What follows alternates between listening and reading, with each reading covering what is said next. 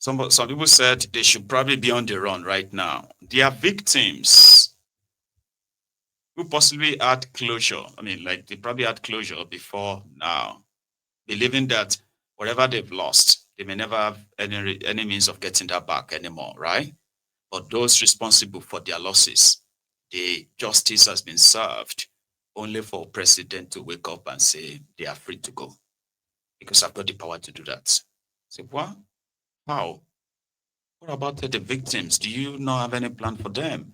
It is very similar to what Tifnubu did. I mean, Bokwari did too. Bokwari cared so much about the terrorists. He arranged Operation Safe Corridor to free murderers, bloody terrorists, back into the society. No record of them, no nothing. Right? And that is kind of like a clean slate. They never appeared before any judge or any court, nothing. It's just the military says, okay, they swore by the Holy Quran that they will not do it again, and then boom, they are free to go. That never happened. All the killings, all the abduction, all the destruction, it never happened. So how did that end? How do you think this is going to end? And why is Nnamdi Kanu not on the list? It's not just him. There's a guy called Bala. I can't remember his full name, Banda. And there's another one, Mr. Johnson or so. The guy that fought back the Fulani terrorist that wanted to stab and kill him on his farm. And he managed to wrestle the weapon from this murderer, this terrorist. And then he stabbed him to death. And he's convicted for murder. His name is not there. There's a guy standing trial for blasphemy because they want to kill him for insulting Muhammad. He is not there. Nnamdi Kanu, who has been the longest illegally detained prisoner of conscience, is not part of it. I'm just saying. So a lot of people are kind of like saying, hey, this is where they release drug dealers, release human traffickers into the same inside that Nigeria, and you still think that country stand any chance? Is this a form of unity or contributing further to division? There's so much more. But here, the Honorable Representative Nnamdi Kanu at the National Assembly, especially the House of Representatives, who has been very much vocal on the unjust treatment of Nnamdi Kanu and the Igbos in general. He's got this to say. Some Nigerians are now calling for the release of Nnamdi Kanu. We are seeing these hashtag free Nnamdi Kanu all over social media, including Vice President Atiku Abubakar, activist Omoyele Sowore, and other Southeast leaders. And I know that this is coming especially after we saw reports from the North Katsina State, specifically of officials holding peace meetings with terrorist leaders under Operation Safe Corridor with pledges of reconciliation. I mean, meanwhile, we know that Nnamdi Kanu, who I believe was discharged at one point in 2022 by the Court of Appeal, remains in detention. And these are the conversations that we're seeing online. Now, how do you reconcile these apparent double standard in the government's approach in dealing with Nnamdi Kanu's case? Now, do you believe there is any sort of ethnic or regional dimension to how the federal government treats security challenges in the Southeast versus the Northwest? Yeah, thank you very much for that question, OJ. Clearly, Section 40 of the Nigerian Constitution as amended guarantees the right to peaceful assembly and association. So I'm very happy that despite the veil and the veil of silence that has existed all over the country, Nigerians are waking up to their responsibility and demanding for justice for Nnamdi Kanu. And if it takes for them to have a peaceful protest, then that's what it will take. I've endorsed that we all should speak up now. The truth is that in Nigeria there appear to exist two sets of rules. One specifically for the Igbos and another for the other Nigerians, especially in the administration of criminal justice in Nigeria, where an Igbo man, goes through a whole lot of challenges than any other tribe in Nigeria. That bias, I don't know where it exists and comes from, maybe since after the post-Civil War. But we are all Nigerians, regardless of our ethnic backgrounds, regardless of our cultural backgrounds. The same right that exists for a Northerner, for a Yoruba man, for any other tribe otherwise minded, is the same right that should exist for the Igbo man. There shouldn't be any special exceptions. I mean, look at Nnamdi Kanu. See, look at what we are fighting is even to get treatment. There are a whole lot of people in that gap previously that were held by the state that even demanded to go overseas to get treatment for their ailments. But in Nnamdi Kanu, it seems that we have to go 10 steps further, sometimes more challenges, uphill task, to even get the government to consider giving adequate medical treatment to Nnamdi Kanu. You also look at in the administration of criminal justice, the charges that have been put forth to Mazen Nnamdi Kanu, when others that were also in the same gap were pardoned or exonerated by the court. At the determination of the court, they were free. But Nnamdi Kanu has been subjected for 10 years in trial. 10 years in trial, and to no end would that happen. So, but as of today, a lot of Nigerians are coming together to say enough is enough. Look at the recent pardon of Mr. President. He pardoned everybody, even those who are drug lords, those who have murdered people in the country. Yet Nnamdi Kanu has not been proved either through the court testimonies of witnesses or otherwise minded that he has committed any offense. Yet he's been subjugated and he's been subjected to almost like his rights as a person have been dehumanized. So what we are asking for is for the government to be able to look critically on the issue of Mazen Nnamdi Kanu, to ensure that fundamentally that this is the aspirations and hope of people, especially of the Igbo tribe, that if Mazen Nnamdi Kanu is released, it will bring about, it will bring security in the Southeast, it would enhance productivity, and at the same time, allow the Igbos to freely be engaged in various activities that Igbos are running away from because of high crime and criminality, banditry and assassination. So, for Mr. President, it would also help Mr. President consolidate his goodwill in the Southeast. But for him, and then you look at, I'm sorry to say, but when you look at his prosecution team, every member of his prosecution team are Yoruba. So the judge is Yoruba. It now appears as if it's a war between the Yoruba tribe and the Igbo tribe. It shouldn't be like that.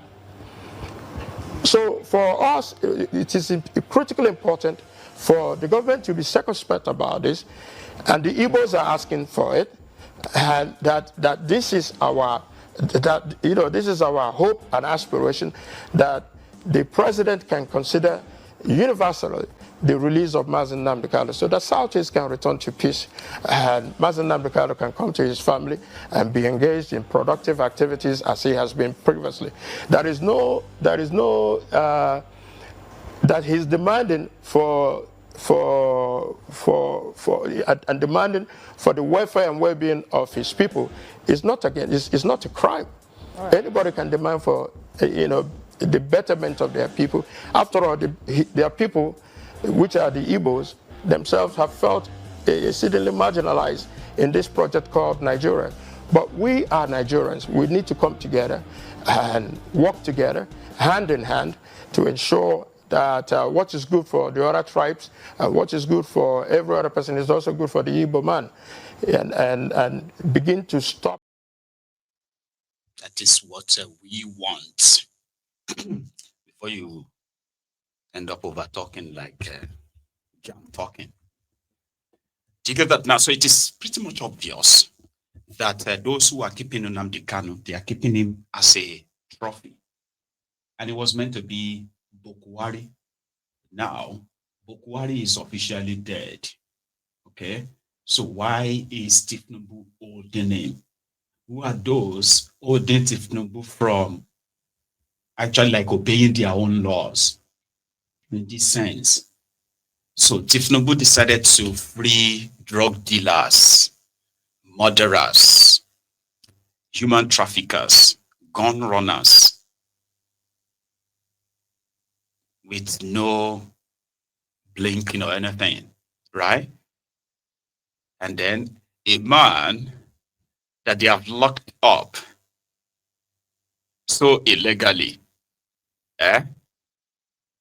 remain in that same detention. So the society is now riddled with more crime lord with what is already going on in Nigeria. So who are those who advised Tifnubu? How much did they pay? Because I bet you it didn't come cheap. If you understand how some of these things work. So at the end of the day as well, it also destroys the purpose of justice system in any way. Like, you do all you can to make sure that you get justice, and that got short-lived simply because some guys could just do that. Yeah? I mean, in this sense, so it is called. So talking about Nnamdi Kanu still. ASABUJA, you know him, that guy from Rivers. He was with a weakest guy, then he became Fulbara's guy, then he just dropped Fulbara, and right now he's a freelance agent. I think he's added his own voice. Why are they keeping him? Like, what would you, I mean, on what ground? Now, those who really do not want, proper peace and progress in the eastern part of Nigeria chose to keeping Nnamdi Kanu. Who go talk, death dey my pocket. Because we know say, now those honorable members, those politicians, now then they destroy, they do so many dirty work, make it be say Nnamdi Kanu dey there. Sunday, when we always do his own, on a release them, even in buy house for Germany, Nnamdi Kanu own, wetin happen? The bandits, or they see their own, or they see how they put them for military. We know, all of us know. And then they see law for East and East. Our elder statement for East. Why not release and make we see if this thing will continue? Our president, Ahmed Tinubu, Nnamdi Kanu don't dey there too much, you know.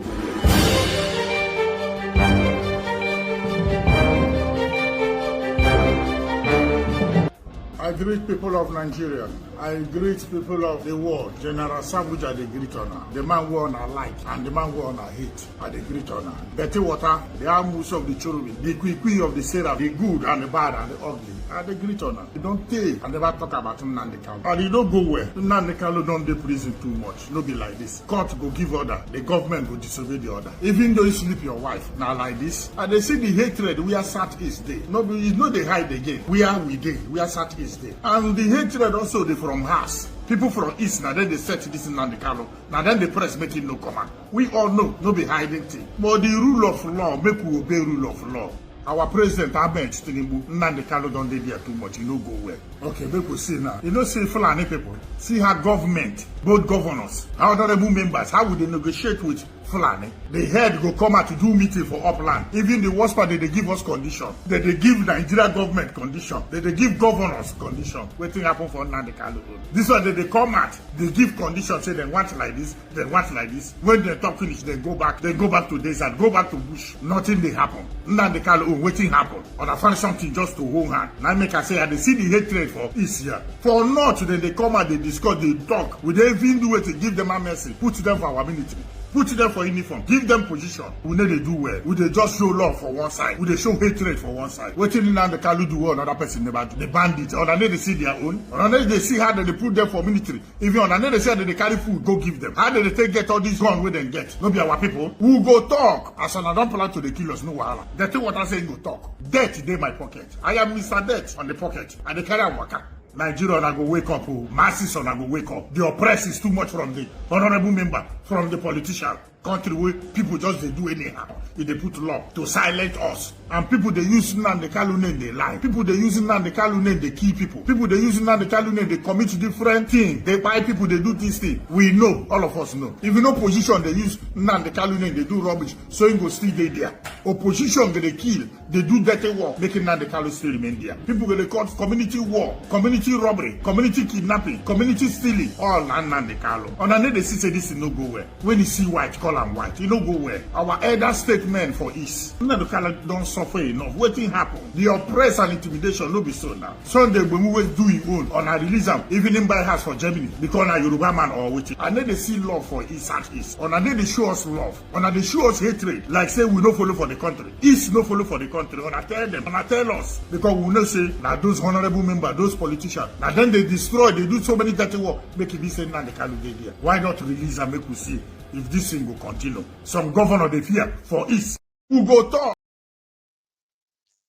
Nnamdi Kanu said, 5 minutes, when I'm out of this place, I will end the madness going on in the eastern Nigeria.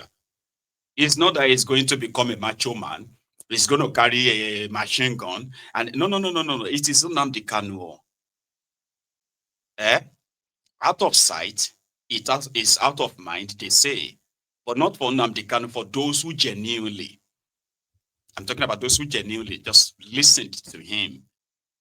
And at the same time are able to form their personal opinion based on some of the information he shared. Nnamdi Kanu. So he's not going to go out and start shooting these criminals hired by these politicians, given guns by these criminal politicians. No. Nnamdi Kanu is the type that will tell you exactly those who are behind it with evidence. And this time around, they will have the people to deal with. You know what that means? It simply means that once you exposed the people behind this politically sponsored, and all of that started from the moment, remember, it started from the moment they led the Python dance to the eastern Nigeria. This was when Buratai the Butcher declared war on behalf of Boko Haram on the eastern Nigeria.